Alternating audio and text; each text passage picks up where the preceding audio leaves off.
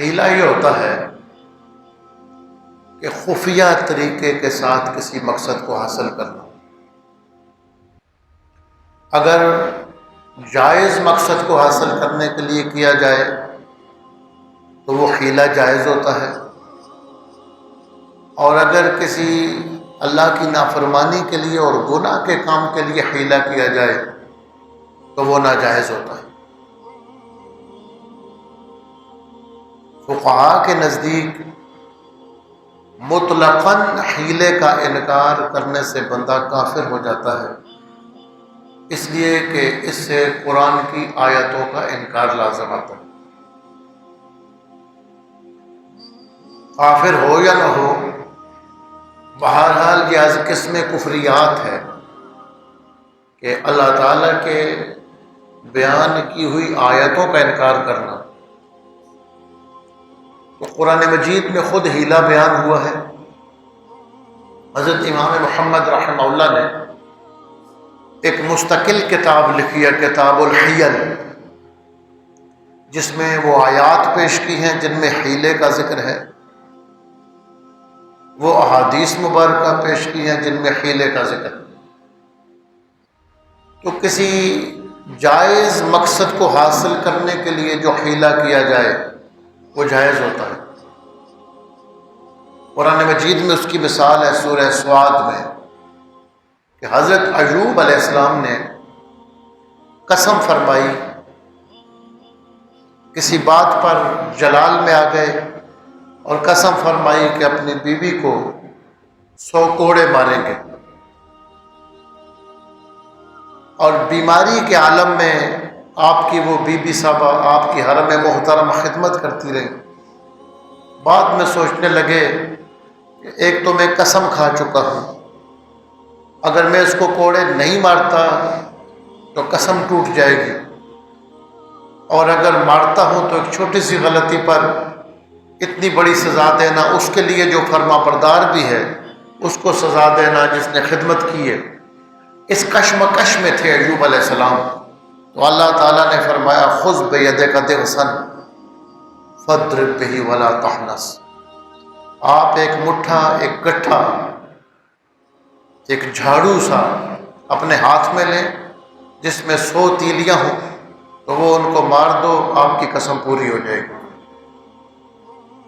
اسی طرح سیاہ ستہ پہ حدیث ہے کہ حضور صلی اللہ علیہ وسلم کے سامنے ایک شخص لائے گئے جنہوں نے ایسی غلطی کی تھی جس میں 100 کوڑے لگنے تھے، لیکن وہ بیماری کی وجہ سے ان کے جسم کی ہڈیاں ہی رہ گئیں۔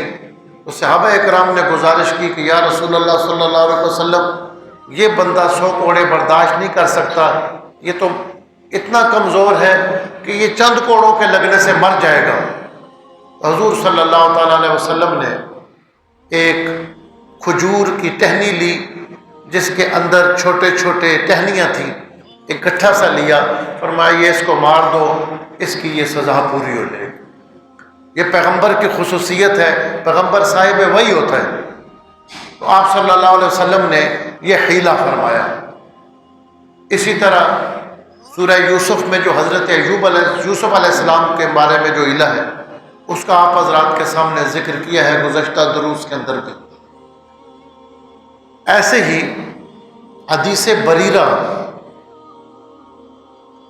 وہ گزشتہ 2 درسوں میں ہم نے بیان کی تھی، 2 درسوں سے پہلے، اس میں حیلے کا ذکر ہے۔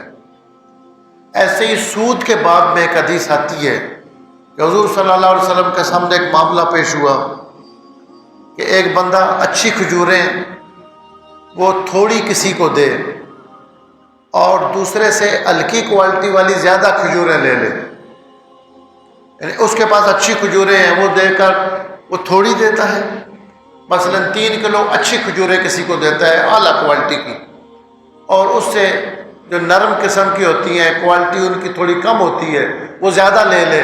تو آپ صلی اللہ علیہ وسلم نے فرمایا یہ سود ہے، یہ تو سود ہے کہ آپ 3 کلو کھجوروں کے بدلے میں 5 کلو لے رہے ہیں۔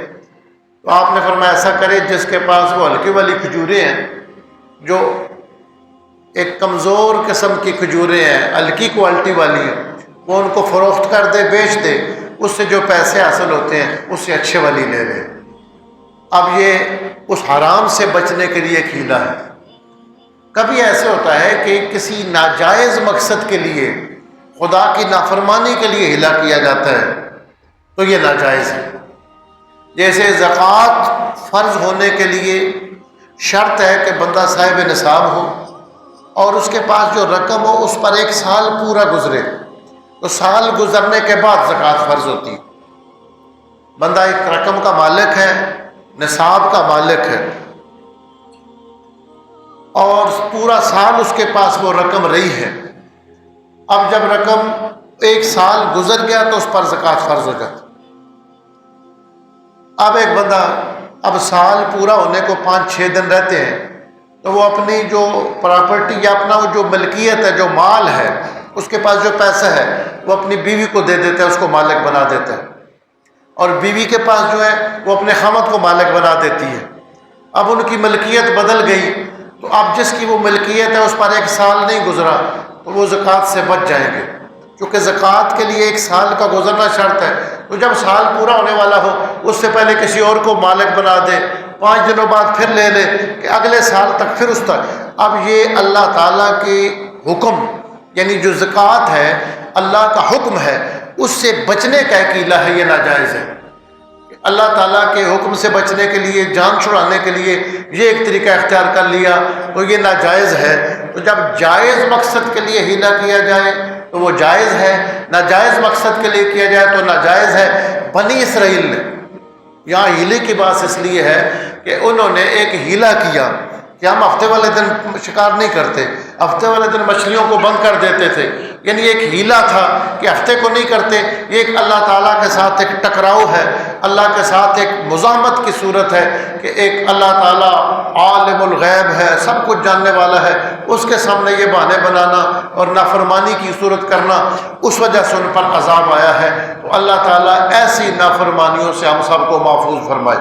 ہر قسم کی نافرمانی ہوتی ہے، لیکن یہ جو اللہ تعالیٰ کے ساتھ چالاکیاں کرنا، اللہ تعالیٰ کے ساتھ ہوشیاریاں کرنا اور اللہ تعالیٰ کے احکام سے بچنے کے لیے بہانے بنانا، اس کی بات ماننے سے سامنے انکار نہ کرے لیکن ہیلے بہانے بنا کر اللہ کی نافرمانی کی کوشش کرے تو یہ بڑا سخت کام ہے۔ قرآن مجید میں یہ بیان ہوئے ہیں واقعات کہ تم ان کاموں میں نہ پڑو جس طرح بنی اسرائیل ان کاموں میں پڑے، تو اللہ تعالیٰ نے ان کو حکم دیا تو وہ بندر بن گئے۔